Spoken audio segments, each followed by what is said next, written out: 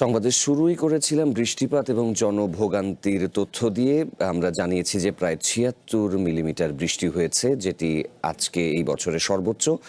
তো রাজধানী ঢাকায় বৃষ্টিপাত এবং ভোগান্তির আরও তথ্য জানাতে আমাদের সহকর্মীরা আমাদের সাথে যোগ দেবেন। আছেন সোলাইমান সবুজ এবং মাহমুদুল হাসান। শুরুতে যেতে চাই সোলাইমান সবুজের কাছে। সবুজ, এই মুহূর্তে আসলে আপনি কোন এলাকায় অবস্থান করছেন? সকাল থেকে যে ভারী বৃষ্টি হয়েছে, সপ্তাহের প্রথম কর্মদিবস, জলাবদ্ধতা এবং জনভোগান্তি বেশ সৃষ্টি হয়েছে। তো আপনার এলাকায় যেখানে রয়েছেন সেখানকার পরিস্থিতি জানাবেন। ধন্যবাদ সাফাত। এখন আমি আছি রাজধানীর আগারগাঁয়ে। তো সকাল থেকে আমি যেমনটা দেখাচ্ছিলাম যে এই ভারী বর্ষণে জনদুর্ভোগ চরমে উঠেছে এবং আমাদের এই কোটি মানুষের যে নগরী ঢাকা সবসময় বৃষ্টিতে এবং জলাবদ্ধতায়, তীব্র যানজটে সাধারণ মানুষ প্রচণ্ড ঝামেলার মধ্যেই পড়ে। তো এই মুহূর্তে আমার কাছে আবহাওয়া অধিদপ্তর থেকে যে জরুরি একটি সংবাদ এসেছে যে আগামী ২৪ ঘন্টায় জরুরি ভারী বর্ষণের সতর্কবার্তা জারি করা হয়েছে আবহাওয়া অধিদপ্তর থেকে।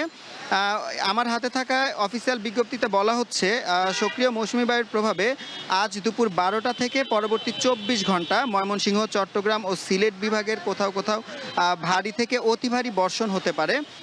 আবহাওয়াবিদরা জানাচ্ছেন এই সময় বৃষ্টির পরিমাণ ৪৪ থেকে ৮৮ মিলিমিটার, এমনকি কিছু কিছু জায়গায় ৮৮ মিলিমিটারের চেয়েও বেশি হতে পারে। তবে আবহাওয়া অফিস থেকে আরেকটি অত্যন্ত গুরুত্বপূর্ণ তথ্য দেওয়া হয়েছে। আপনারা জানেন যে জুলাই মাসে আমাদের দেশে সবচেয়ে বেশি বৃষ্টিপাত রেকর্ড করা হয়, আর সেই ধারাবাহিকতায় গতকাল রাত থেকে শুরু করে গত ২৪ ঘন্টায় দেশের সর্বোচ্চ বৃষ্টিপাত রেকর্ড করা হয়েছে পটুয়াখালীতে। এমনকি আজ সকাল ৯টা থেকে এই কয়েক ঘন্টার মধ্যেই প্রায় ২৮ মিলিমিটার বৃষ্টিপাত রেকর্ড করা হয়েছে ঢাকায়। তবে কিছুটা স্বস্তির খবর হচ্ছে আবহাওয়ার পূর্বাভাস অনুযায়ী আগামী ৪৮ ঘন্টা পর অর্থাৎ পরশু থেকে এই বৃষ্টিপাতের প্রবণতা দেশ জুড়ে কিছুটা কমে আসবে। আর যদি জনদুর্ভোগের কথা আমি বলি, তাহলে সকাল থেকে আমি বিভিন্ন ঢাকার রাজধানীর বাড্ডা লিংক রোড, মহাখালী, আগারগাঁ, মোহাম্মদপুর এবং বিভিন্ন জায়গা থেকে আমি যে চিত্র দেখিয়েছিলাম, এই আবহাওয়া অফিসের যেই সতর্কবার্তা, এরপরে বোঝাই যাচ্ছে যে বিকেলে অফিস ছুটি হওয়ার সময় এই দুর্ভোগ আরও কয়েকগুণ বৃদ্ধি পাওয়ার শঙ্কা তৈরি হয়েছে। আপনাকে আমি জানিয়ে রাখি, আবহাওয়া অধিদপ্তরের আসার আগে আমি বাড্ডা লিংক রোড, মহাখালী, আগারগাঁ, মোহাম্মদপুর এবং সবশেষ এই মুহূর্তে আছি হচ্ছে আগারগাঁয়ে। এই এলাকাগুলো আমি ঘুরে খুব একটা স্বস্তির খবর দেখিনি। সাধারণ মানুষের মনে প্রচণ্ড ক্ষোভ, অনেকে অফিস যেতে পারেনি, অফিস থেকে তারা রাস্তা থেকে অনেকে ফিরে গেছেন। বিশেষ করে স্কুলগামী শিক্ষার্থীদের আজ অর্ধবার্ষিক পরীক্ষারও একটা ছিল। তো তারা অনেক স্কুলগুলো পরীক্ষা ক্যান্সেল করেছে, কিন্তু অনেকেই বাচ্চারা ভিজে পরীক্ষায় অংশগ্রহণ করেছে। আমার আরেক সহকর্মী আছে শেওড়াপাড়ায়, আমরা এখন তার কাছ থেকে শুনবো।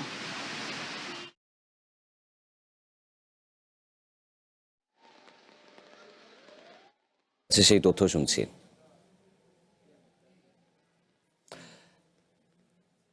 মাহমুদুল, যেমনটি বলছিলাম, আসলে সকাল থেকেই আমি মিরপুরের বিভিন্ন অঞ্চলে ঘুরে দেখেছি আসলে জনদুর্ভোগ আসলে চরম আকার ধারণ করেছে। আসলে গতকাল থেকে যেই তীব্র ভারী বর্ষণ শুরু হয়েছে, সেই ভারী বর্ষণের ধারা এখনো আমরা দেখতে পেয়েছি কমছেই না। কিছুক্ষণ পরপরই আসলে থেমে থেমে এই ভারী বর্ষণটি দেখা যাচ্ছে। আমরা ঠিক পিছনে আমি যদি একটু দেখাতে চাই যে এই যে মিরপুরের যেই সড়কটি আছে, সেই সড়কটি আসলে তীব্র যানজটের সৃষ্টি হয়েছে এই ভারী বর্ষণ এবং পানি জলাবদ্ধতার কারণে। এবং আমরা এখানকার যেই স্থানীয় জনগণদের সাথে কথা যতটুকু বলে জেনেছি, আসলে সে বেশ আগে থেকে আসলে মিরপুরের যেই জলাবদ্ধতার সমস্যাটুকু আসলে সেই সমস্যাটি আজকে আসলে আরও বেশি বড় আকার ধারণ করেছে বলে এখানকার এলাকাবাসী আমাদেরকে জানিয়েছেন। এছাড়াও প্রায় যদি বলতে চাই, এখানে ৩ থেকে ৪ ঘন্টা যাবত আমরা গাড়িগুলোকে দেখছি একই অবস্থানে দাঁড়িয়ে থাকতে, এবং আমরা যতটুকু দেখতে পেয়েছি যে আমাদের ঠিক সামনেই যে জায়গাগুলো আছে সেখানে অনেক জলবদ্ধতার কারণে, অনেক পানি জমার কারণে আসলে গাড়িগুলো যেতে পারছে না। এবং যদি একটু জানাতে চাই যে গাড়িগুলো যেই প্রাইভেট কারগুলো আছে এবং বিভিন্ন গাড়ির যেই টেকনিক্যাল সমস্যাগুলো আছে, যে পানি থাকার কারণে আসলে তাদের টেকনিক্যাল সমস্যা হওয়ার সম্ভাবনা থাকে, সেই কারণে আসলে অনেক গাড়ি আসলে অচল অবস্থায় আমরা দেখতে পেয়েছি রাস্তার মাঝখানে পড়ে থাকতে।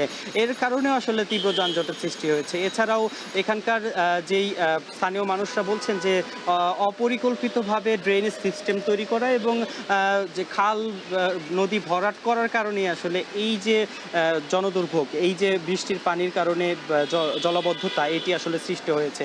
এছাড়াও তাদের তারা দাবি জানিয়েছেন যে ঢাকাকে আসলে পরিকল্পিতভাবে যাতে সাজানো হয় এবং পরবর্তীতে আসলে যাতে এই ধরনের জলাবদ্ধতার সমস্যা যাতে আর কখনো না হয়। এছাড়াও আমরা এই রাজধানীর বিভিন্ন জায়গা আসলে ঘুরে দেখতে পেয়েছি যে বিভিন্ন জায়গায় আসলে একই অবস্থা দেখতে পেয়েছি। এখানে বিভিন্ন জায়গায় পানি জমাট বেঁধে আছে, মানুষের যাতায়াতের অসুবিধা হচ্ছে। এছাড়াও আমরা যদি বলতে চাই যে মানুষ আসলে বিভিন্ন দুর্ঘটনার মধ্যেও পড়ছেন।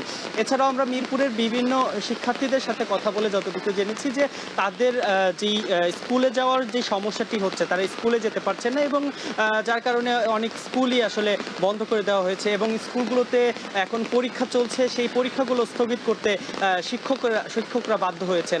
এছাড়াও আমরা এখানে এসে যতটুকু দেখতে পেয়েছি যে কয়েকটি সমস্যার সম্মুখীন হয়েছেন এখানকার এলাকাবাসী এবং ব্যবসায়ীরা, যারা বলছেন যে আসলে বৃষ্টির কারণে বিভিন্ন যেই অবৈধ ইলেকট্রিক যেই তারগুলো আছে সেখান থেকে আসলে আগুন ধরার যে সম্ভাবনা বা ইলেকট্রিক শক তৈরি হওয়ার সম্ভাবনা এখানে কিন্তু তীব্র আকার ধারণ করছে। এক কথায় যদি বলতে যাই, আসলে এই বৃষ্টি আসলে ভারী বর্ষণের কারণে এখানকার মানুষের আসলে জনদুর্ভোগ আসলে এখন পর্যন্ত চরম আকার ধারণ করেছে। এই ছিল আমার কাছে আসলে বৃষ্টি এবং জনদুর্ভোগের সর্বশেষ তথ্য। মাহমুদুল, আপনাকে ধন্যবাদ।